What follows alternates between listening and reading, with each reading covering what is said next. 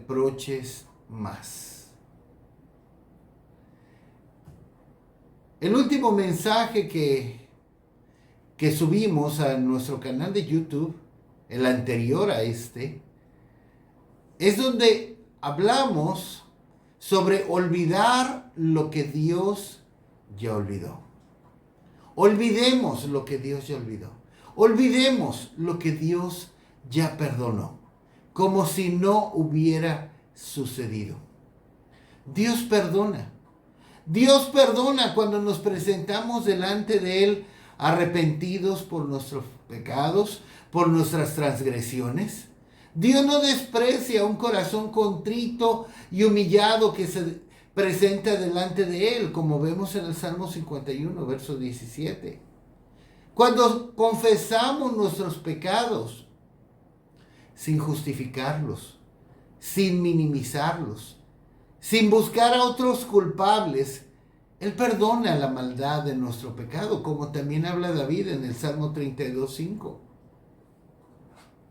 Y Pedro aún añade que cuando nos arrepentimos, Él borra, nuestro Dios borra nuestros pecados.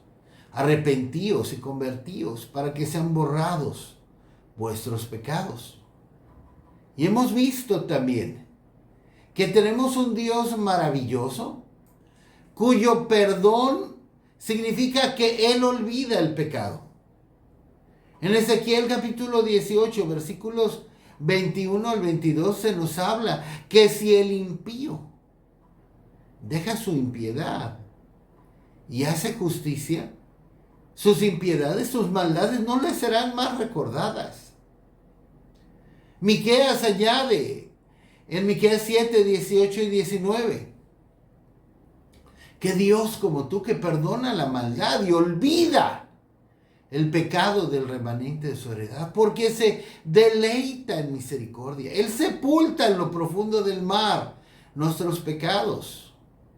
Y Dios nos dice en Isaías 43, 25, no me voy a acordar más de tus pecados. Cuando hay un verdadero, un genuino arrepentimiento, Dios no recuerda más nuestros pecados. Eso lo podemos ver ilustrado en el testimonio de Dios con respecto a David. En Primera de Reyes, capítulo 14, versículo 8, donde nos habla, y Dios dice, David mi siervo guardó mis mandamientos, anduvo en pos de mí con todo su corazón, haciendo solamente lo recto delante de mis ojos. David hizo solo lo recto delante de mis ojos. ¿Por qué dijo Dios eso? Porque ya no recordaba más. Porque Dios olvidó el pecado de David por su verdadero arrepentimiento. Entonces, si Dios no se acuerda más de nuestros pecados, de los cuales nos hemos arrepentido genuinamente, nosotros tampoco los debiéramos recordar. Isaías 43, versículos 18 y 19, nos habla, no os acordéis de las cosas pasadas, ni traigáis más en memoria las cosas antiguas. Olvídalo. Olvida lo que yo ya olvidé. Dios no quiere que vivamos sintiendo culpabilidad, sintiendo condenación, tirados, desanimados por algo que Él ya nos perdonó. Dios quiere que olvidemos lo que queda atrás, que nos extendamos a lo que está delante, como habla Pablo en Filipenses 3, 13 y 14. Esta es una parte. Pero vamos a ver ahora la otra parte. No reprochar más al infractor. No reprocharle más al infractor. Ya hablamos del lado del infractor, del que cayó en el pecado. Ya hablamos del infractor que se ha arrepentido genuinamente. Que el infractor olvide lo que Dios ya olvidó. Que no se esté atormentando más. por lo que Dios ya olvidó, por lo que Dios ya le perdonó. Pero es importante también que los que rodean al que pecó, que los que rodean al que infringió, lo olviden también. Lo restauren. No le reprochen más. No se lo estén cantando. No lo atormenten, recordándole lo que hizo, buscando hacer sentir mal a la otra persona, a quien Dios ya perdonó. Y de eso trata este mensaje. El punto es que si Dios ya perdonó a una persona por lo que hizo, tú, padre, madre, hermano, esposo, esposa, pastor, líder, deja de recordarle a la persona lo que hizo. Deja de estárselo cantando. Deja de estarle reprochando y recordando lo que hizo, como para mantener atada a esa persona a la culpabilidad, a la condenación. Tanto más si ves que esa persona ya se arrepintió. No tenemos que estar haciendo eso. No tenemos que estarle recordando a las personas: acuérdate lo que hiciste, no se me va a olvidar nunca. Muy mal. Muy mal. Debemos también olvidar, perdonar, restaurar, no reprochar más a aquel que se ha arrepentido y que Dios ya lo perdonó y le olvidó sus faltas. Es muy común que padres le estén recordando a sus hijos lo que hicieron, cómo fallaron, cómo erraron, cómo pecaron. Y en cada oportunidad se lo estén restregando en la cara. Y de la misma manera muchas veces sucede con esposos, hermanos, etcétera, o pastores. Y esto no solamente afecta a quien se le está recordando, porque lo mantienen en la culpabilidad, en la condenación, pero también afecta al que reprocha. También le está afectando al que reprocha. ¿Qué dice la palabra de Dios de esto? En Gálatas capítulo 6, versículo 1. Hermanos, si alguno fuere sorprendido en alguna falta, vosotros que sois espirituales, restauradle con espíritu de mansedumbre, considerándote a ti mismo, no sea que tú también seas tentado. Un creyente espiritual va a restaurar a quienes han incurrido en una falta. Vean lo que Pablo está diciendo. Hermanos, si alguno es sorprendido en alguna falta, ustedes que son espirituales, si son espirituales, si son algo maduros en la fe, aunque sea un poquito, restáurenle con espíritu de mansedumbre.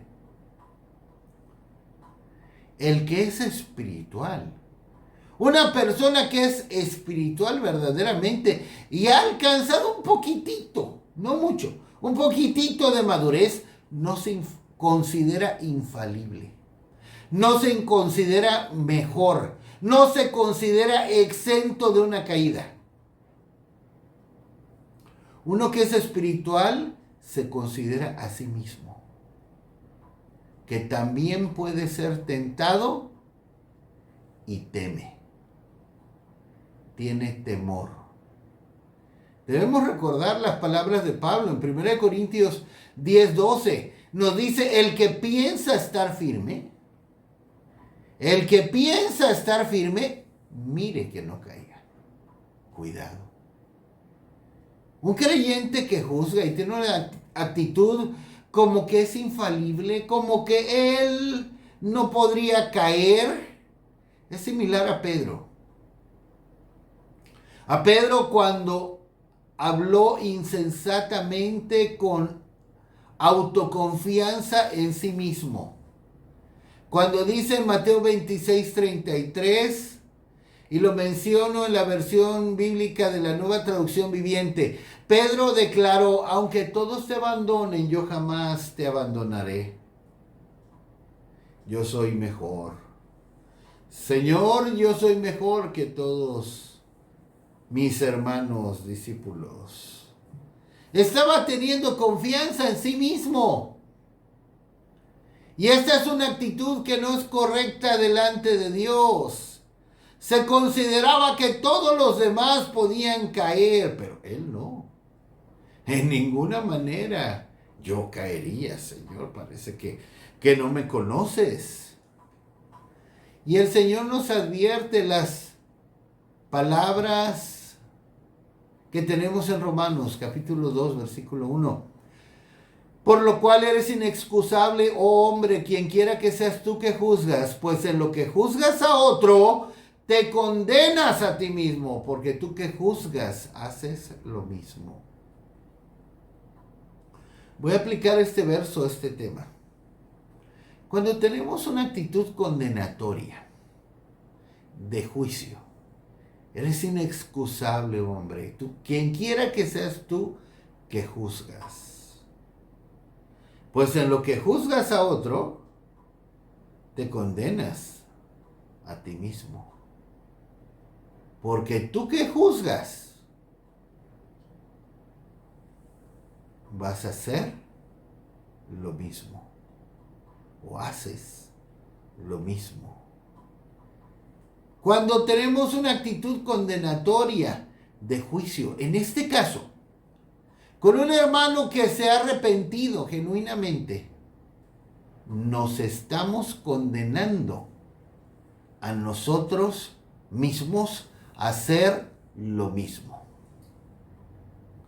Dejemos de reprochar. Dejemos de estar recordando a otros sus faltas, como si nosotros fuéramos infalibles.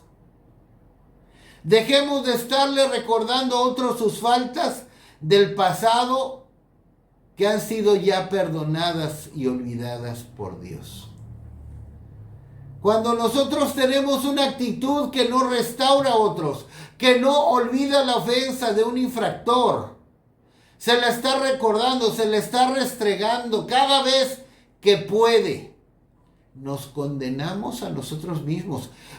Perdemos la gracia de parte de Dios en esa área que nos mantiene en pie y nos estamos exponiendo a caer en lo mismo.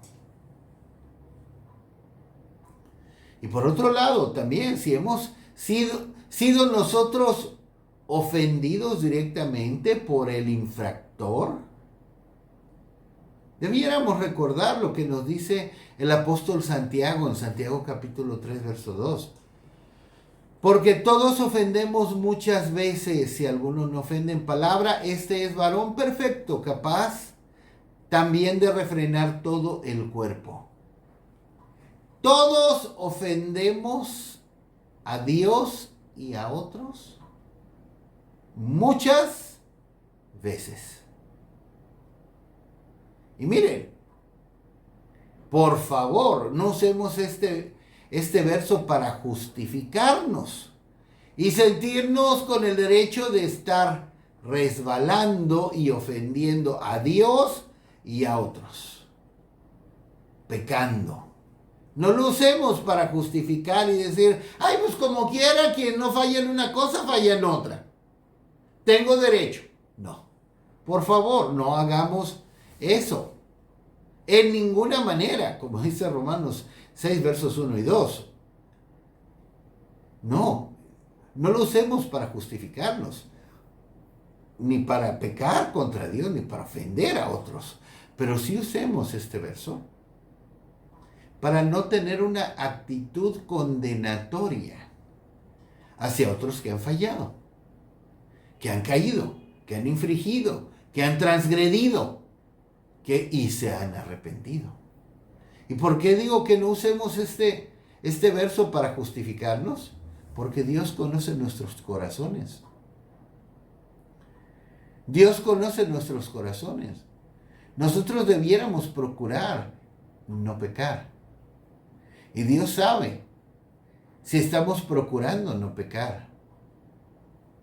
Y si procurando no pecar, resbalamos y hacemos algo indebido y nos presentamos delante de Dios arrepentidos, Dios lo ve. Pero también Dios ve si nos justificamos y de una manera cínica, de una manera desvergonzada, cometemos pecado.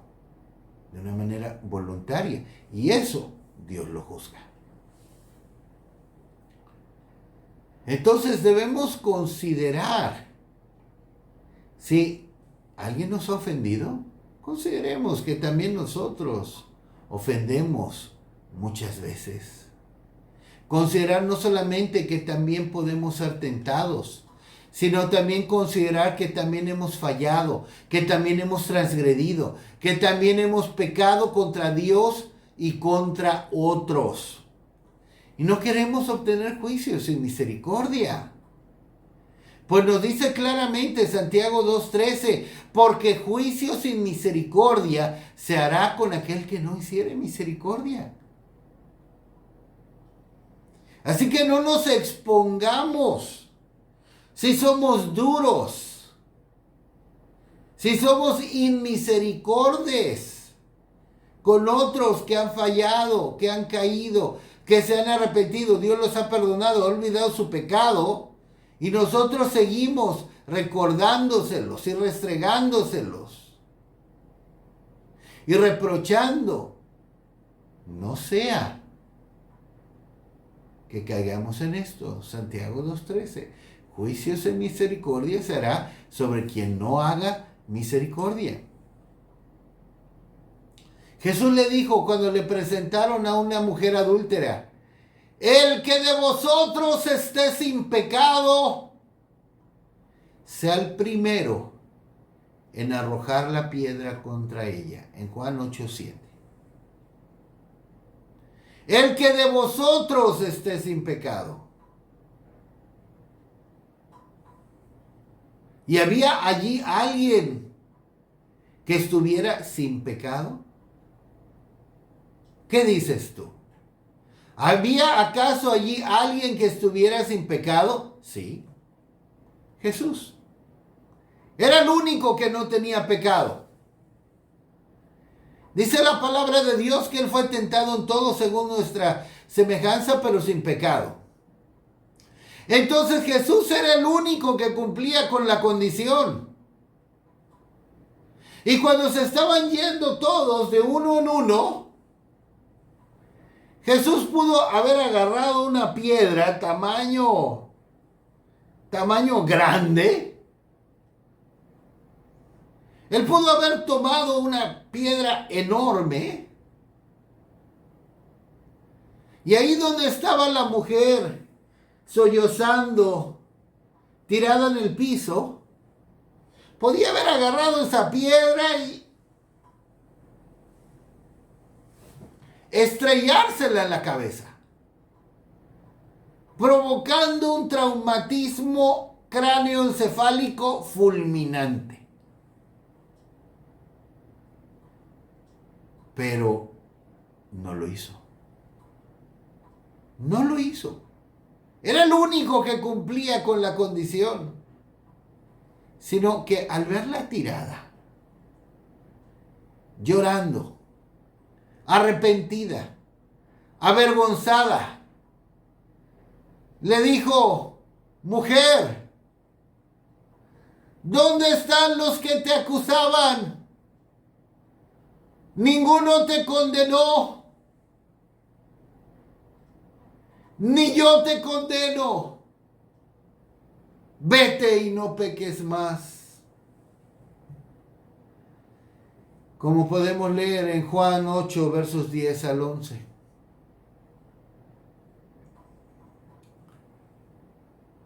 Entonces, Oh, que haya en nosotros esta actitud hacia el que ha caído y está avergonzado, está arrepentido, que Dios ya le ha perdonado, que Dios ya ha olvidado su pecado, que tampoco nosotros condenemos a aquel a quien Dios ya no condena. Vamos a considerar por un momento el quizá segundo ejemplo máximo en la Biblia sobre perdonar, restaurar y olvidar la ofensa por parte de sus hermanos. ¿Quién será? Claro, José. En este caso vamos a leer donde José finalmente se da a conocer a sus hermanos unos 22 años después de haber sido vendido como esclavo por ellos. En Génesis 45, versos 3 al 10 tenemos: y dijo José a sus hermanos: yo soy José, ¿vive aún mi padre? Y sus hermanos no pudieron responderle, porque estaban turbados delante de él. Entonces dijo José a sus hermanos: acercaos ahora a mí. Y ellos se acercaron. Y él dijo: yo soy José, vuestro hermano, el que vendisteis para Egipto. Ahora pues, no os entristezcáis, ni os pese de haberme vendido acá, porque para preservación de vida me envió Dios delante de vosotros. Pues ya ha habido 2 años de hambre en medio de la tierra, y aún quedan 5 años en los cuales ni habrá arada ni siega. Y Dios me envió delante de vosotros para preservaros posteridad sobre la tierra y para daros vida en medio de gran liberación. Así pues, no me enviasteis acá vosotros, sino Dios, que me ha puesto por padre de Faraón y por señor de toda su casa y por gobernador en toda la tierra de Egipto. Daos prisa, id a mi padre y decirle: así dice tu hijo José, Dios me ha puesto por señor de todo Egipto. Ven a mí, no te detengas. Habitarás en la tierra de Gosén y estarás cerca de mí, tú y tus hijos, y los hijos de tus hijos, tus ganados y tus vacas, y todo lo que tienes. Podemos ver cómo, a pesar de lo que le hicieron sus hermanos a José, que le provocaron 13 años de difíciles pruebas, 13 años. José fue vendido cuando tenía 17 años de edad. Y fue presentado delante de Faraón cuando tenía 30 años de edad. Cuando llegaron sus hermanos, habían pasado 22 años. Los 13 más 7 años de abundancia, 13 más 7, 20, y después ya estaban en el segundo año de hambre, 22. Entonces, después de 22 años, él, en lugar de reprocharles y hacerles pagar cuando él tenía todo el poder para hacerlo, para hacerles daño, recibió a sus hermanos con grande benignidad, con grande bondad. Cuidó de ellos. Vean lo que les dijo. Es impresionante. Les dice: no os entristezcáis, ni os pese de haberme vendido acá. Más adelante: Dios me envió delante de vosotros para preservaros posteridad sobre la tierra. Dios me envió delante de vosotros para cuidarlos, para que tuvieran posteridad, para que no murieran. Luego les dice: así pues, no me enviasteis acá vosotros, sino Dios. Estuvo lejos, estuvo muy lejos de reprocharles. Y vaya que sus hermanos le hicieron mal. Y aún pasaron los años, vivía Jacob y los hermanos de José en Egipto con José. Pasaron los años y murió su padre Jacob estando en Egipto. Entonces sus hermanos aún no terminaban de creer que no les reprochara nada. Que hasta el momento no les reprochara nada, pero ya que murió el padre, entonces sí temieron. Pensando que con la muerte de su padre les había llegado la hora. Pensaron que, bueno, mientras mi papá vivía, pues se va a limitar de hacer algo con nosotros, contra nosotros, pero ahora sí que muera, nos va a dar lo que nos merecemos. Leamos lo que dice Génesis 50, versos 14 al 21. Y volvió José a Egipto, él y sus hermanos y todos los que subieron con él a sepultar a su padre, después que lo hubo sepultado. Viendo los hermanos de José que su padre era muerto, dijeron: quizá nos aborrecerá José y nos dará el pago de todo el mal que le hicimos. Y enviaron a decir a José: tu padre mandó antes de su muerte diciendo, así diréis a José, te ruego que perdones ahora la maldad de tus hermanos y su pecado, porque mal te trataron. Por tanto, ahora te rogamos que perdones la maldad de los siervos del Dios de tu padre. Y José lloró mientras hablaban. Vinieron también sus hermanos y se postraron delante de él y dijeron: henos aquí por siervos tuyos. Y le respondió José: no temáis. ¿Acaso estoy yo en lugar de Dios? Vosotros pensasteis mal contra mí, mas Dios lo encaminó a bien, para hacer lo que vemos hoy, para mantener en vida a mucho pueblo. Ahora pues no tengáis miedo, yo os sustentaré a vosotros y a vuestros hijos. Así los consoló y les habló al corazón. Al morir su padre, sus hermanos temieron, pensando que ahora sí les reprocharía y les habría ya llegado la hora y pagarían.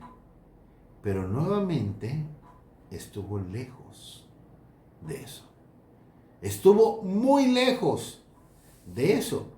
Si leemos en Génesis 50, versos 20 y 21, José les está diciendo: ustedes pensaron mal contra mí. Ustedes me querían hacer mal, pero Dios lo encaminó para bien. Para hacer lo que vemos hoy, para mantener con vida a mucho pueblo. Ahora pues no tengan miedo, hermanos. Yo los voy a sustentar. A vosotros y a vuestros hijos. Yo los voy a cuidar. Yo los voy a cuidar. Yo los he perdonado. Yo los amo. Yo no les reprocho nada. Y les dijo también: ¿acaso estoy yo en lugar de Dios? ¿Acaso estoy yo en lugar de Dios? Y entendamos bien esto. Si Dios no le reprocha algo a alguien y no se lo restriega, no se lo está cantando, no se lo está recordando, menos lo debiéramos hacer nosotros. Perdonemos, olvidemos, no reprochemos más. Esto es lo que Dios quiere de nosotros. Pero vamos a leer cuál fue la clave de José. La clave de José la vemos en el nacimiento de sus dos hijos. Y aquí vamos a terminar. En Génesis 41, versos 50 al 52. Y nacieron a José dos hijos antes que viniese el primer año de hambre, los cuales le dio a luz a Senat, hija de Potifera, sacerdote de On. Y llamó José el nombre del primogénito Manasés, porque dijo: Dios me hizo olvidar todo mi trabajo y toda la casa de mi padre. Y llamó el nombre del segundo Efraín, porque dijo: Dios me hizo fructificar en la tierra de mi aflicción. El nombre del primer hijo de José, Dios le puso Manasés. Manasés. Y Manasés significa olvido, olvidar o el que hace olvidar. El nombre del segundo hijo fue Efraín, que significa fructífero. Uno es la clave para el otro. No podremos ser fructíferos en nuestra vida. No podremos ser fructíferos en nuestra vida cristiana si no tenemos un olvido santo por lo que nos han hecho o por las faltas de otros. Pero cuando somos amplios en perdonar, cuando somos dispuestos a olvidar, a restaurar, a no reprochar a otros sus faltas, sus pecados, sus fracasos, de los que se han arrepentido, que Dios ya les ha olvidado, que Dios ya les ha perdonado. Si somos capaces de olvidar, entonces podremos ser fructíferos. Esa fue la clave de José. Él estuvo dispuesto a olvidar. Aprendamos también de Job, de quien Dios da testimonio de él como un varón perfecto, recto, temeroso de Dios y apartado del mal en Job 1:8. De quien uno de sus amigos testifica de su conducta. Este es el verso final. En Job capítulo 4, versículos 3 y 4. He aquí tú enseñabas a muchos y fortalecías las manos débiles. Al que tropezaba enderezaban tus palabras y esforzabas las rodillas que decaían. Ese era Job. No era uno que si alguien tropezaba.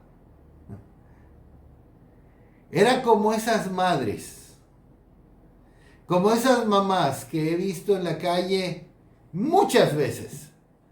Mamás que traen a sus hijos chiquitos ahí, chamaquitos de 2 años. Y ahí van caminando los chamaquitos detrás de su mamá. Y de repente agarra al niño y se cae. Se cae y se pega en la boca, tal vez se rompe hasta el labio. He visto muchas madres, muchas mamás que cuando sucede eso se cae el chamaco, se golpea el labio, se lastima, se saca sangre y todavía se voltea la mamá, chamaco, y le empiezan a dar sus nalgadas y sus golpes, sus zapes en la cabeza. No te fijas y yo me quedo, pero ¿cómo es posible que hagan eso? Todavía de que se cayó el pobre niño, se lastimó, hasta se sacó sangre, todavía lo rematan. Todavía le empiezan a dar de nalgadas, de zapes, de coscorrones, de pellizcos. ¿Por qué se cayó? Seguramente lo hemos visto también. Job no hacía eso. Job no hacía eso. Al que tropezaba, le daba la mano. Le daba la mano, lo trataba de levantar. Le daba palabras para que se enderezara, para que se levantara, para que fuera restaurado. No le reprochaba por haberse caído, por haberse tropezado, sino que enderezaba. Esforzaba las rodillas que decaían, ayudaba al que decaía, lo levantaba y lo llevaba con él. No terminaba de hundir al que tropezaba, sino que le daba esperanza, lo ayudaba a levantarse. Hagamos lo mismo con quien tropieza y se ha arrepentido y Dios lo ha perdonado. Hagamos lo mismo. Levantemos, ayudemos a levantarse al que ha tropezado, que Dios ya lo ha perdonado, que Dios ya ha olvidado sus pecados. No le reprochemos más, no lo terminemos de hundir. Fortalezcámoslo, ayudémoslo. Hagamos eso y actuaremos como Dios quiere, con una actitud de compasión, de amor, que es lo que Dios quiere y pide de nosotros. Amén.